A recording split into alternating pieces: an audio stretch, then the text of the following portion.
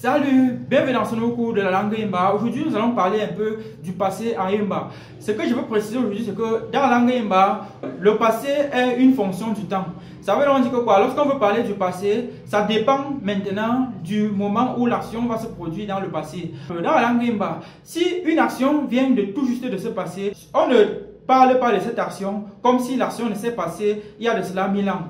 Ou comme si l'action s'est passée il y a de cela plusieurs mois. Ou bien aussi comme si cette l'action s'est passée dans la même journée.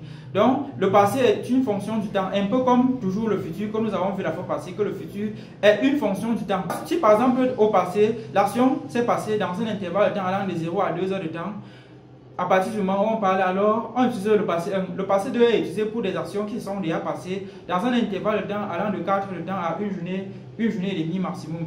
Et maintenant, on utilise aussi le passé 3 lorsque l'action s'est passée il y a de cela plus d'une journée, ça peut être plus de 2 jours, plusieurs semaines ou plusieurs mois, maxi un an. Et on utilise maintenant le passé 4 lorsque l'événement s'est passé il y a de cela plusieurs mois à plusieurs années. Ça peut être que l'action s'est passée il y a de cela 1000 ans.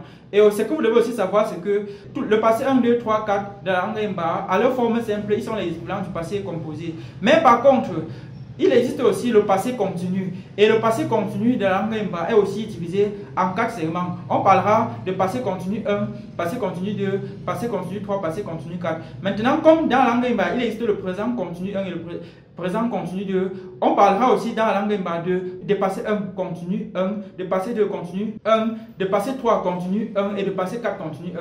Et aussi, comme dans la langue Yimba, il existe aussi par exemple le présent continu 2.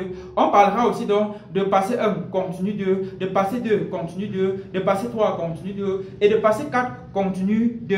Donc, bref, chaque temps verbal du présent qui existe au présent a son équivalent au passé, mais divisé en segments. C'est aussi pareil pour le futur. C'est ça que je voulais préciser aujourd'hui. Par exemple, dans la langue Yimba, il y a un terme qu'on appelle le sélectif. Au sélectif, par exemple, dans la langue Yimba, on dira melo, qui signifie je bois que le vin. On dira qui signifie je construis que la maison. Là, c'est le sélectif. Ce sélectif-là existe sous le présent et sous le futur et également sous le passé. Et sa forme dans le passé est segmenté en 4 segments. Et tous ces 4 segments sont l'équivalent d'un seul en effet temps verbal en français ou en anglais. Donc c'est ça que vous devez connaître. Et aussi même le confirmatif de la langue Yimba existe au présent. On parlera aussi de confirmatif, de passé 1 confirmatif, passé 2 confirmatif, passé 3 confirmatif. Chacun est utilisé en fonction du segment du temps. Donc dans la langue Yimba, on ne voit pas le temps comme par exemple en français ou en anglais. On est tout à fait capable de se projeter dans le temps lorsqu'on parle en Yimba. C'est ça que je voulais préciser aujourd'hui. Que ce soit une projection future ou une projection passée, c'est tout à fait possible de le faire en Yimba. Donc à partir du présent, on peut prendre un temps du présent, on se projette avec, on découpe en segments. Et maintenant, chaque segment, en fonction du temps verbal, a ses propres marqueurs et a ses propres règles. On ne se comporte pas au passé 1 comme si on était au passé 2, puisqu'il y a une façon de conjuguer les verbes au passé 1 qu'on n'a pas ça au passé 2, au passé 3, au passé 4. Donc, et maintenant, alors, tous ces temps verbaux-là existent à cause du temps. Donc, si on élimine le temps, alors, on n'a maintenant qu'un seul passé. Voilà, c'est ce que je voulais préciser aujourd'hui. Cela aussi valide pour le futur. Mais par contre, au présent, on ne peut pas dire que en fonction de...